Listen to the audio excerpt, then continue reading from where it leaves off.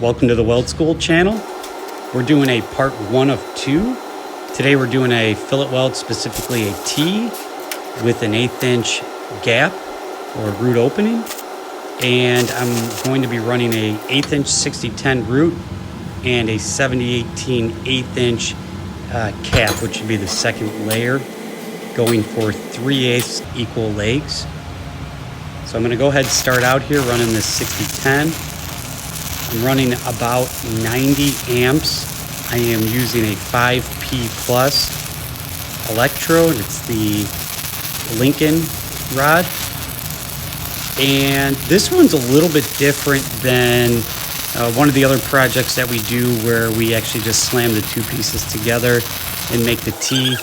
Here with a 1/8 inch root opening, I really have to exaggerate my pause to build that out and try to avoid any undercut, even though I am covering it, but I still don't want to see the undercut.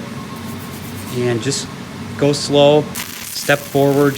I try to keep my steps pretty tight, probably, a 1/4 inch step forward at most, with about an 1/8 inch back movement, and really just exaggerating that pause to fill it out.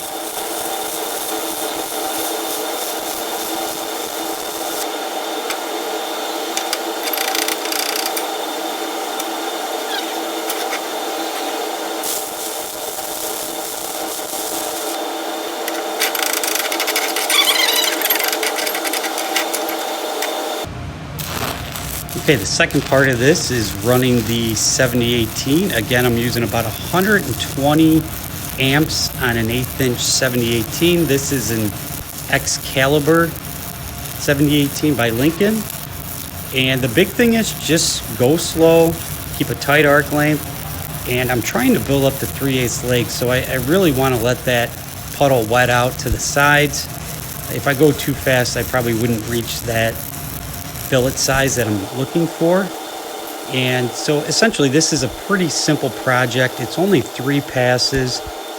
I am covering my 6010, so you don't really see it. I mean, you'll see some pictures at the end, but it's a great project, trying to get them to go slow with that 6010 and then go ahead and keep those cover passes really tight and make it look nice. I'm looking for a flat contour on the cap as much as possible. So the second part of this video, which I'll hopefully release here in a day or so, is the 332 option instead of the 1/8 inch 7018. And you commonly see that out in the field because your machine might be on a different floor than you're actually welding. And so that 332 7018 can run similar amperages as that 6010 1/8 inch rod. And so you don't have to run back and forth to change it. So thanks for watching. If you like this video, hit the thumbs up and watch for the second video. Thanks.